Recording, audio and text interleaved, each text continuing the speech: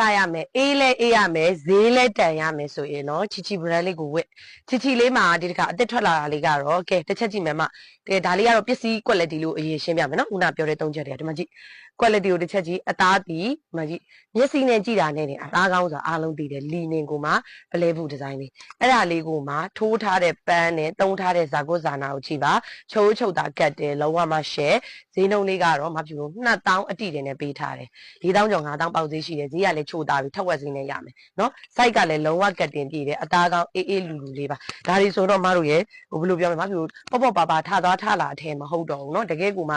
ထဲထဲဝါဝါလေးဝတ်လို့ရတယ်ရင် site က44နဲ့44 46ဆိုပြီးတော့လာတယ်ကတ်တင်ပြည့်တယ် site တိုးယူစရာမလိုဘူးเนาะမဖြစ်ဝတ်ထားတာအသေးဆုံး site အရက်9ပင်ကပေါင်ချိန်130နဲ့မှခွန်လောက်ကိုမဖြစ်ပါရင်40ဝတ်ထားတာ color line တွေလိုက်ကြည့်မယ်နှစ်ထည်ကနေစပြီးတော့အနည်းဆုံးယူပေးဈေးကထက်ဝက်ဈေးတွေလက်ကားဈေးတွေမို့လို့တစ်ဆိုင်6ထည်ယူမယ်ဆိုတစ်ခါ VVIP ဈေးထပ်လုပ်ပေးမယ်1ရောင်2ရောင်3ရောင်ထိုးထားတဲ့ပန်းကစလုံးဝလှပါနေရမျိုးချီချီ brand မှာစိုက်ရွေးလို့ရပါတယ် color ပဲရွေးလို့မရတာပါ color ရွေးချင်တော့တစ်ထည်ကို3000ပေါင်းပါဟဲ့လှလိုက်တာမကြီးငှက်ခါအေး color line ကိုလည်းကြည့်လိုက်ပါဦး